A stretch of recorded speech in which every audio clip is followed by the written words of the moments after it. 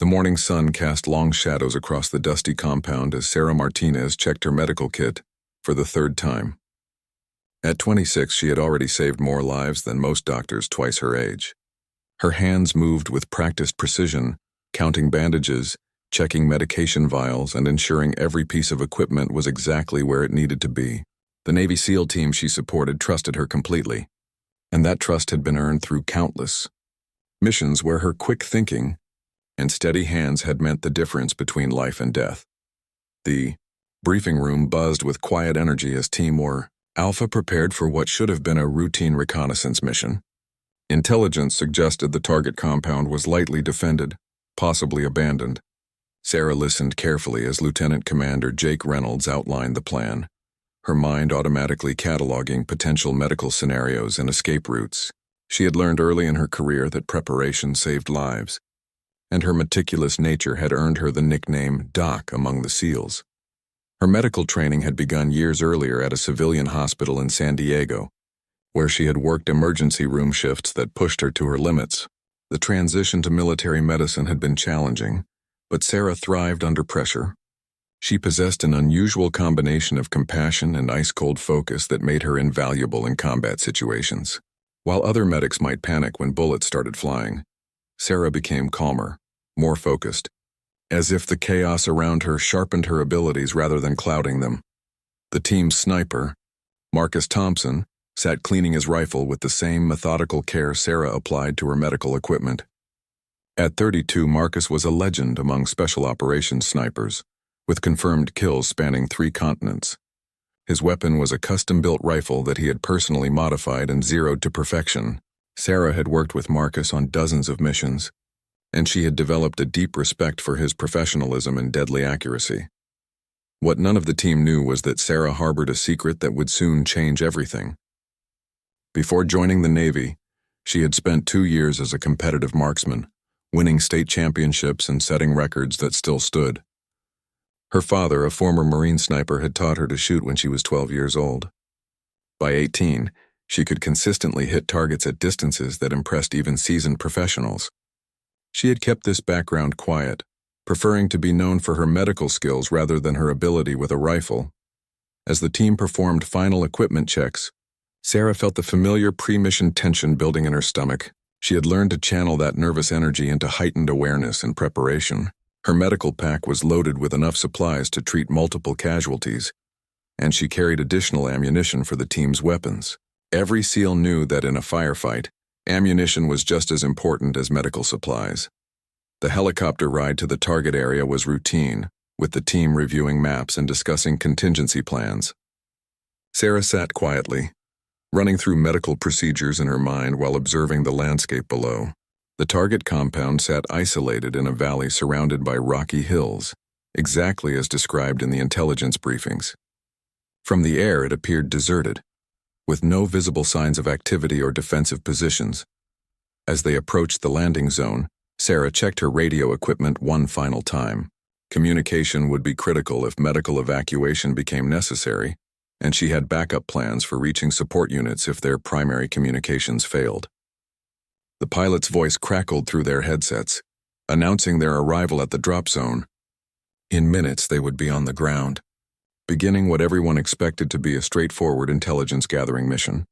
The team moved with practiced efficiency as they prepared to fast rope from the helicopter. Sarah adjusted her medical pack and confirmed her position in the insertion order.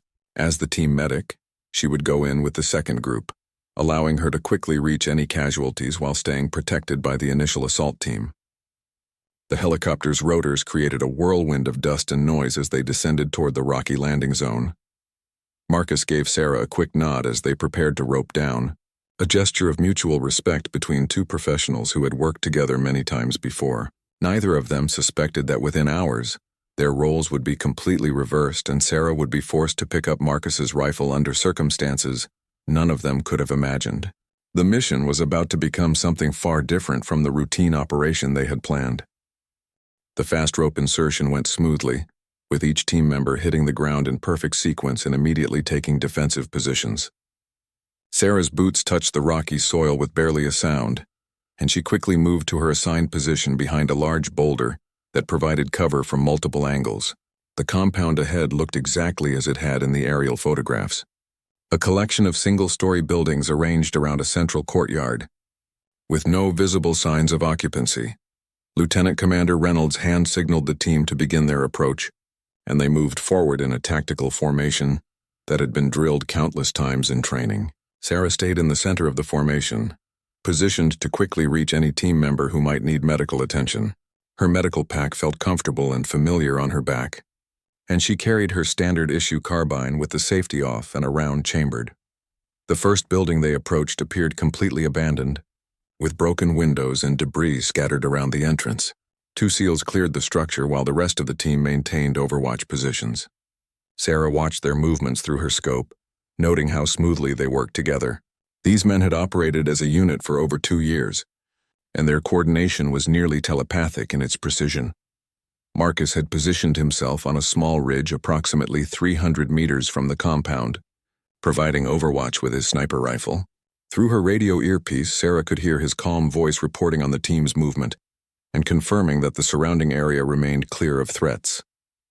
His elevated position gave him excellent visibility over the entire target area, and his presence provided the team with both reconnaissance and precision fire support if needed. The intelligence had been completely wrong. As the team moved toward the second building, the morning quiet exploded into chaos. Automatic weapons fire erupted from concealed positions throughout the compound, and Sarah realized they had walked into a carefully prepared ambush. Muzzle flashes appeared from windows and rooftops that had seemed empty moments before, and the air filled with the distinctive crack of bullets passing overhead. The team immediately took cover behind whatever protection they could find, returning fire while trying to identify the source of the incoming rounds. Sarah pressed herself against a concrete wall, her medical training taking over as she began mentally cataloging the positions of each team member and planning routes to reach them if they were wounded. The sound of gunfire was deafening, punctuated by the sharp reports of Marcus's rifle as he engaged targets from his overwatch position. Within seconds of the ambush beginning, Sarah heard Marcus's voice over the radio, his tone urgent but controlled. He had identified at least 6 enemy positions and was systematically engaging them, but the enemy had more fighters than anticipated. His rifle cracked repeatedly as he provided covering fire for the pinned-down assault team, each shot carefully aimed and devastatingly accurate. The first casualty came just 3 minutes into the firefight. Petty Officer Johnson took a round through his shoulder and immediately called for medical assistance. Sarah assessed the situation quickly, noting that Johnson was behind adequate cover approximately 20 meters from her position. She would need to move through open ground to reach him, but waiting might cost him his life if the wound was severe. Sarah made her decision instantly, grabbing her medical kit and sprinting across the exposed ground while bullets whined past her. She reached Johnson's position and immediately began assessing his wound, which was bleeding heavily but had missed major arteries. As she worked to stop the bleeding and stabilize him, she could hear Marcus's rifle providing covering fire, each shot carefully timed to suppress enemy positions that might threaten her exposed position. The enemy had clearly planned this ambush carefully, using the team's intelligence against them. They had allowed the compound to appear abandoned, while positioning themselves in prepared fighting positions with excellent fields of fire. Sarah realized that this was not a chance encounter, but a deliberate trap, possibly set specifically for American Special Operations Forces. As she finished treating Johnson's wound, Sarah heard something that chilled her blood. Marcus's rifle had fallen silent and his voice came over the radio with words that would change everything. He had taken a hit and was down, his rifle damaged and unusable. The team's precision fire support was gone, and they were completely pinned down by an enemy force that seemed to know exactly where they were. Lieutenant Commander Reynolds assessed their situation quickly and made a desperate decision. Someone needed to get to Marcus's position and provide the precision fire support the team needed to fight their way out of the ambush. The problem was that Marcus's overwatch position was separated from the main team by 300 meters of open ground, and anyone attempting to reach it would be completely exposed to enemy fire. Sarah looked at Johnson, who was stable but unable to fight effectively, then keyed her radio. She volunteered for the mission, knowing that her medical training made her valuable but also recognizing that someone had to take the risk. What she did not tell the team was that she might be the only person present who could actually use Marcus's rifle effectively if she managed to reach it. The decision was made in seconds. Sarah would attempt to reach Marcus's position, while the rest of the team provided covering fire. She stripped down to essential equipment, keeping only her sidearm, medical supplies, and ammunition. As she prepared to make the most dangerous run of her life, she thought about her father's training and the shooting skills she had kept hidden for so long. Sarah took 3 deep breaths and visualized the route to Marcus's position, identifying every piece of cover along the way. The path would take her through a dry creek bed for the first 100 meters, then across completely open ground to reach the rocky outcrop where Marcus had established his sniper nest. The team would provide covering fire, but there would be long stretches where she would be completely exposed to enemy observation and fire. Lieutenant Commander Reynolds coordinated the covering fire, ensuring that every available weapon would be focused on suppressing the enemy positions during Sarah's movement. The plan was simple but dangerous. Sarah would move in short rushes between cover points while the team kept the enemy's heads down with sustained automatic weapons fire. Timing would be everything, and a single mistake could cost Sarah her life. The first part of her movement went according to plan. Sarah sprinted from her position behind the concrete wall and dove into the creek bed as bullets cracked overhead. The dry stream bed provided excellent concealment, and she was able to move quickly toward Marcus's position while staying below the enemy's line of sight. Her medical pack bounced against her back as she ran, but the familiar weight was reassuring rather than burdensome. As she moved through the creek bed, Sarah could hear the sustained fire from her teammates providing the covering fire that was keeping her alive. The sound of their weapons was steady and disciplined, each burst carefully aimed at known enemy positions. She had trained with these men for months, and their professionalism under fire was exactly what she had expected from elite special operations forces. The creek bed ended after about 90 meters, leaving Sarah with over 200 meters of open ground to cross before reaching Marcus's position. She could see the rocky outcrop ahead, but there was no sign of movement from Marcus. The silence from his position was ominous, and Sarah began to fear that his wounds might be more serious than initially reported. Sarah made her decision and broke from cover, sprinting across the open ground in a zigzag pattern designed to make her a difficult target. The enemy responded immediately, and she could hear bullets impacting the ground around her as she ran. Her father's voice echoed in her memory, reminding her to stay low and keep moving, never to present a stationary target to enemy marksmen. The first 50 meters felt like an eternity, with Sarah's lungs burning as she pushed herself harder than ever before. She could feel the heat of bullets passing close to her body, and twice she heard the distinctive crack of near misses. Her teammates' covering fire was keeping most of the enemy suppressed, but some were still able to engage her as she crossed the killing ground. Halfway across the open area, Sarah stumbled and fell, her ankle twisting in a small depression hidden by the sparse grass. For a terrifying moment, she thought she might be hit, but realized she had simply lost her footing. She rolled behind a small boulder that provided minimal cover and assessed her situation. Her ankle was painful but functional, and she was now less than 100 meters from Marcus's position. The enemy fire intensified as they realized how close she was to reaching the sniper position. Sarah could see muzzle flashes from multiple windows in the compound as the enemy fighters concentrated their fire on her location. The small boulder that sheltered her was being steadily chipped away by repeated impacts, and she knew she could not stay there long. Sarah gathered herself for the final sprint, knowing that this last stretch would be the most dangerous. The rocky outcrop where Marcus was positioned offered excellent cover once she reached it, but the approach was completely exposed. She could see spent brass casings scattered around the sniper nest, evidence of Marcus's engagement with the enemy before he was wounded. She broke cover for the final time, running harder than she had ever run in her life. The enemy fire was intense, and she could feel the shock waves of bullets passing inches from her body. Her vision tunneled as adrenaline flooded her system, and time seemed to slow as she focused entirely on reaching Marcus's position alive. The last 20 meters took forever, with Sarah diving and rolling behind whatever minimal cover she could find. A bullet grazed her shoulder, spinning her around but not stopping her forward momentum. She felt the burn of the wound but knew it was superficial. Her medical training told her she was still fully functional despite the minor injury. Sarah finally reached the rocky outcrop and threw herself behind the stone wall that Marcus had built to protect his position. She immediately called out to Marcus, identifying herself and asking for his status. His response was weak but coherent, confirming that he was alive but badly wounded. His rifle lay beside him, apparently undamaged despite the firefight. Marcus had taken 2 hits, one in his leg and another in his shoulder.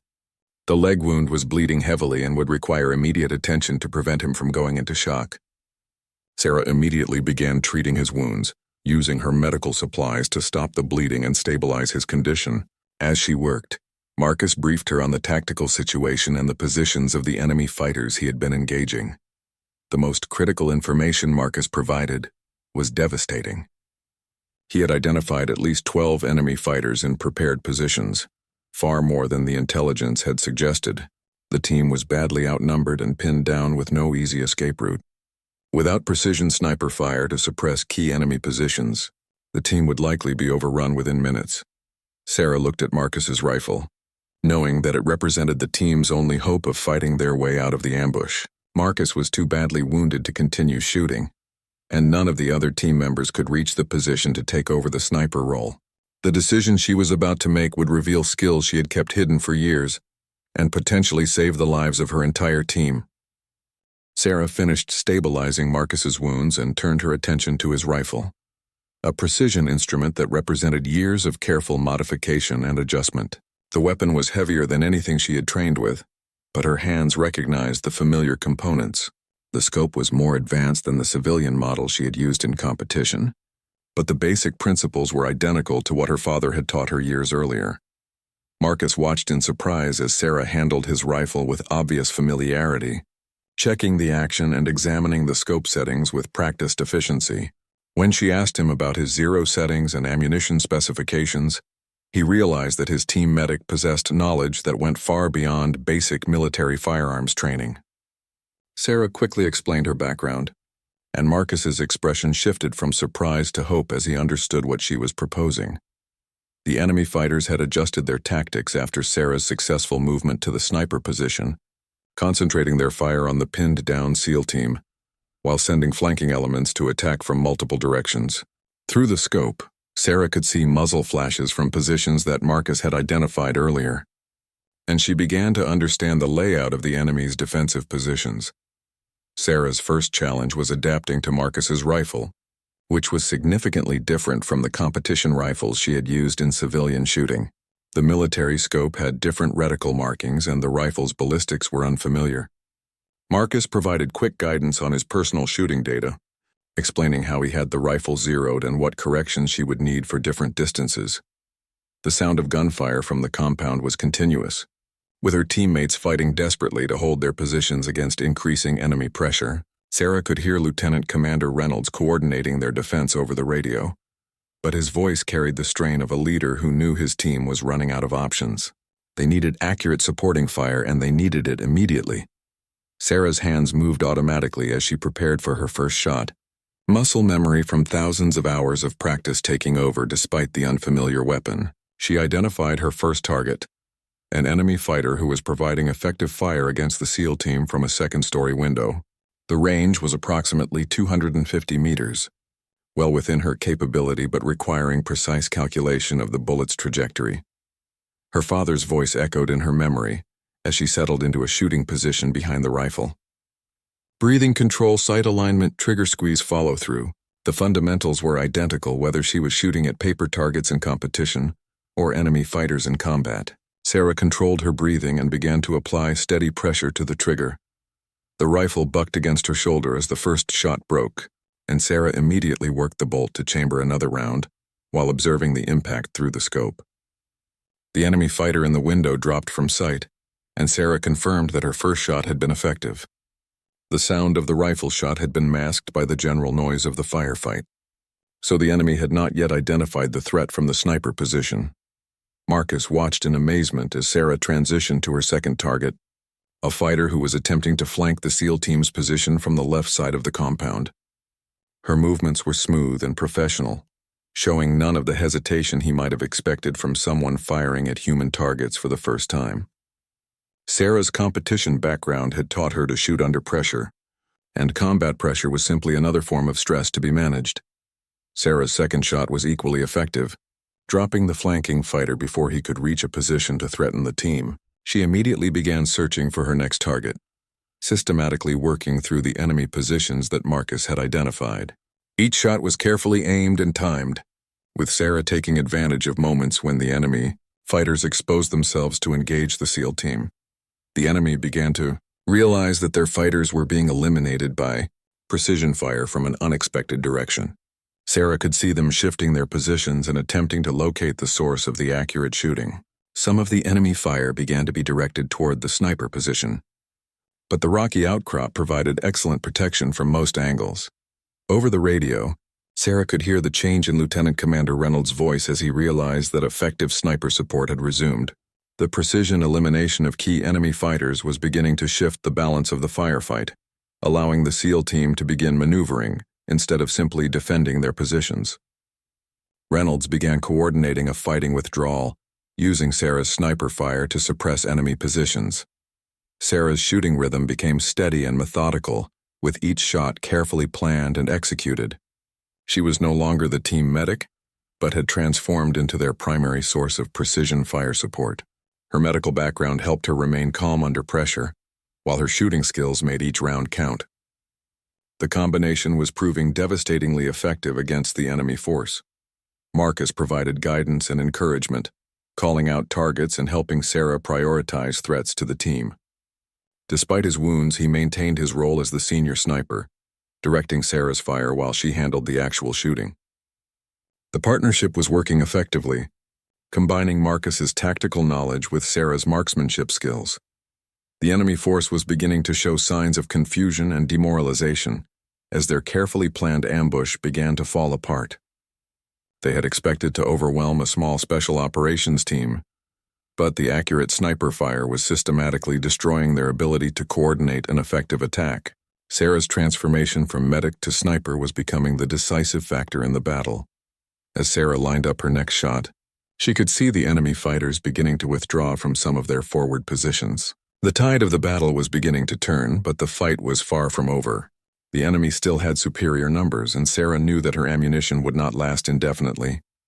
She needed to make every shot count as the team fought their way out of the deadly trap. Sarah had fired 18 rounds and eliminated 7 enemy fighters when the tactical situation began to shift dramatically. The enemy force, realizing that their ambush was failing due to the devastating precision fire from the sniper position, began to reorganize for a coordinated assault on the rocky outcrop, where Sarah and Marcus were positioned. Through her scope, Sarah could see enemy fighters moving to flank their position from multiple directions. Lieutenant Commander Reynolds recognized the threat immediately and began coordinating a complex maneuver to support Sarah's position while simultaneously beginning the team's withdrawal from the compound. The plan required precise timing and coordination, with the SEAL team providing covering fire while Sarah continued to engage priority targets. The success of the entire operation now depended on a medic who had revealed herself to be an expert marksman.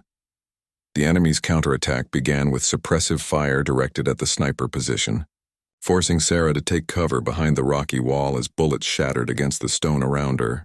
The enemy had identified her location and was attempting to neutralize the threat she represented.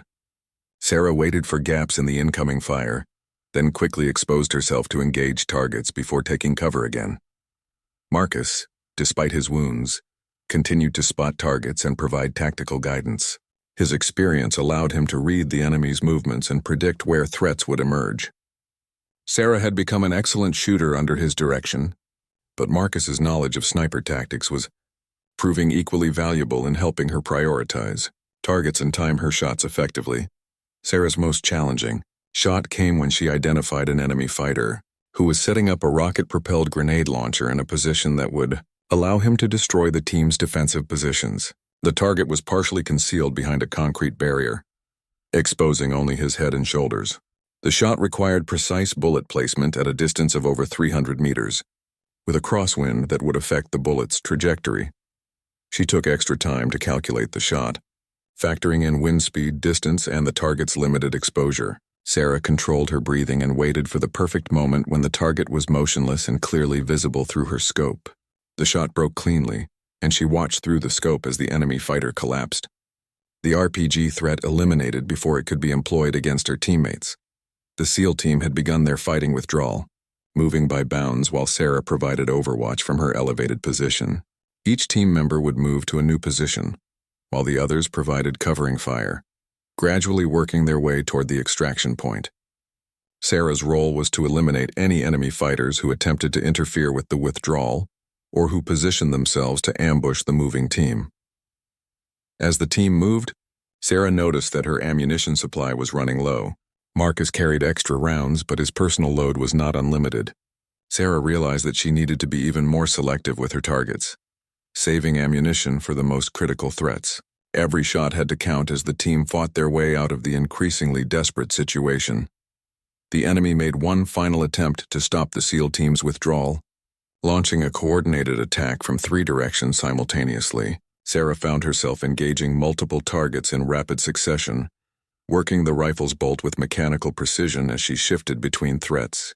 Her shooting had reached a level of performance that impressed even Marcus, who had seen some of the world's best snipers in action. During the most intense part of the engagement, Sarah made a shot that would be talked about for years afterward. An enemy sniper had positioned himself in a bell tower approximately 400 meters away and was engaging the withdrawing SEAL team with accurate fire. Sarah identified the threat through her scope, but had only a small portion of the enemy sniper's head visible as a target. The shot required perfect execution under extreme pressure. With her teammates' lives depending on her ability to eliminate the threat quickly, Sarah steadied herself against the rock wall, controlled her breathing, and applied smooth pressure to the trigger. The bullet traveled for almost half a second before finding its target, and the enemy sniper's rifle fell silent permanently. Marcus watched the shot through his binoculars and immediately recognized its significance. Sarah had just made one of the most difficult shots possible under combat conditions, demonstrating a level of marksmanship that placed her among the elite snipers in the world. Her transformation from medic to precision marksman was complete, and her shooting was now influencing the entire tactical situation. The SEAL team reached the extraction point successfully, largely due to Sarah's precision fire support during their withdrawal. As they established a defensive perimeter to wait for helicopter extraction, Sarah continued to provide overwatch from her position with Marcus. The enemy force had been severely depleted by her accurate shooting, and their ability to mount further attacks had been broken. As the sound of approaching helicopters reached their position, Sarah reflected on the events of the past hour. She had revealed skills that she had kept hidden for years, transforming from a medic into the team's primary sniper when the situation demanded it. The transition had felt natural, as if she had been preparing for this moment throughout her military career. Marcus looked at Sarah with new respect as they prepared for extraction. He had trained for years to become an expert sniper, but Sarah had demonstrated innate abilities that could not be taught. Her combination of medical training, marksmanship skills, and performance under pressure made her uniquely valuable to Special Operations Forces. The helicopter extraction went smoothly, with Sarah providing final overwatch as the team loaded the wounded and prepared to depart. As they lifted off from the hostile area, Sarah could see the compound below where her hidden talents had been revealed under the most extreme circumstances possible. The mission had failed in its original objectives, but Sarah's transformation had saved the entire team from annihilation. The helicopter ride back to base was quiet, with each team member processing the events of the mission in their own way. Sarah sat beside Marcus, monitoring his condition while mentally reviewing her shooting performance. She had fired 31 rounds and achieved 23 confirmed eliminations, a success rate that exceeded the standards of the world's most elite snipers. The statistics were impressive, but Sarah was more focused on the fact that her teammates were alive and heading home safely. Lieutenant Commander Reynolds approached Sarah during the flight, his expression a mixture of gratitude and amazement.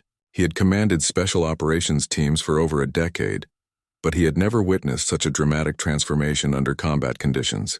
Sarah's revelation of her shooting abilities had not only saved the mission but had demonstrated capabilities that could revolutionize how medical personnel were integrated into special operations teams.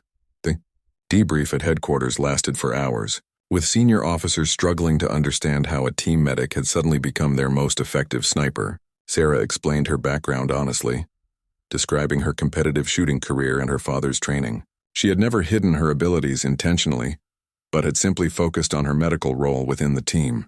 The combat situation had forced her to reveal skills that she had not expected to use in her military career. Marcus provided a detailed account of Sarah's shooting performance, emphasizing the difficulty of the shot she had made and the tactical impact of her fire support. His testimony carried significant weight due to his reputation as one of the Navy's premier snipers.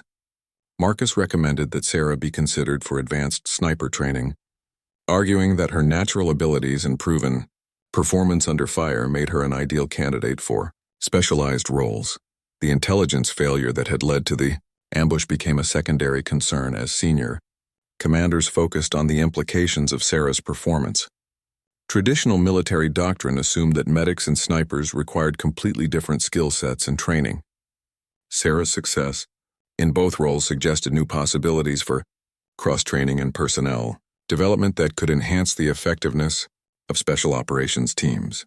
Word of Sarah's transformation spread quickly throughout the special operations community, where stories of exceptional marksmanship were treasured and retold. The details of her shots became legendary, particularly her elimination of the enemy sniper at 400 meters under combat conditions. Experienced snipers who heard the story recognized the difficulty of what Sarah had accomplished and began requesting opportunities to observe her shooting. Sarah found herself facing a career decision that she had never anticipated. Multiple opportunities were presented to her, including advanced sniper schools, specialized training programs, and positions with elite units that could utilize her unique combination of medical and marksmanship skills. The choice was complicated by her genuine passion for both medicine and shooting, making it difficult to prioritize one over the other. The team's psychiatrist conducted extensive interviews with all members to assess the psychological impact of the mission. Sarah's mental health evaluation revealed remarkable stability and adaptation, despite the intensity of her combat experience. Her ability to transition between roles under extreme stress indicated psychological resilience that was rare even among elite military personnel.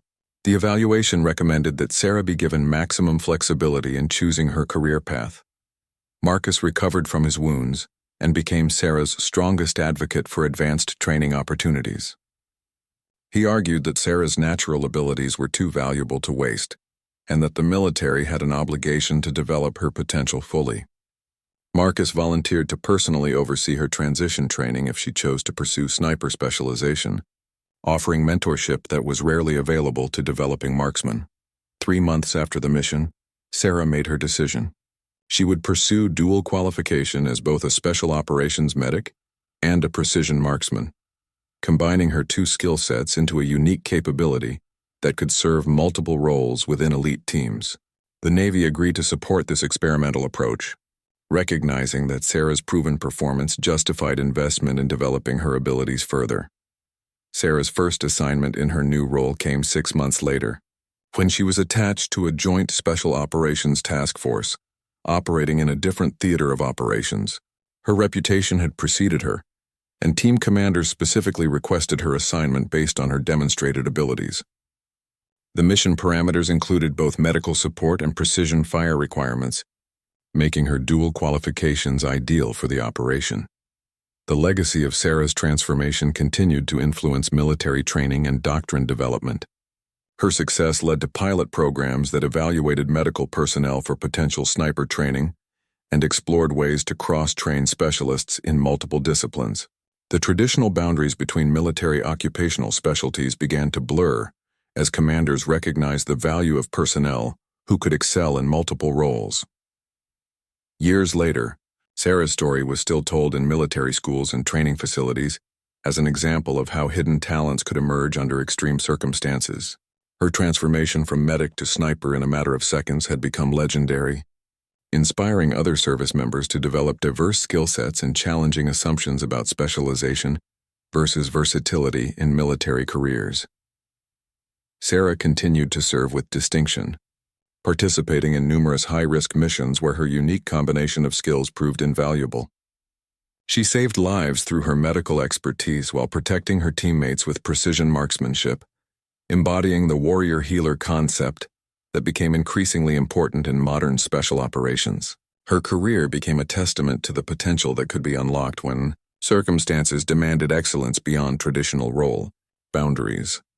The day that revealed Sarah's hidden talents remained a defining moment for everyone involved, but it became just the beginning of a career that would redefine what was possible for military medical personnel. Her story proved that sometimes the most extraordinary capabilities emerge only when ordinary circumstances become extraordinary challenges, and that the line between healer and warrior could be crossed by those with the courage and skill to serve in both roles when their teammates needed them most.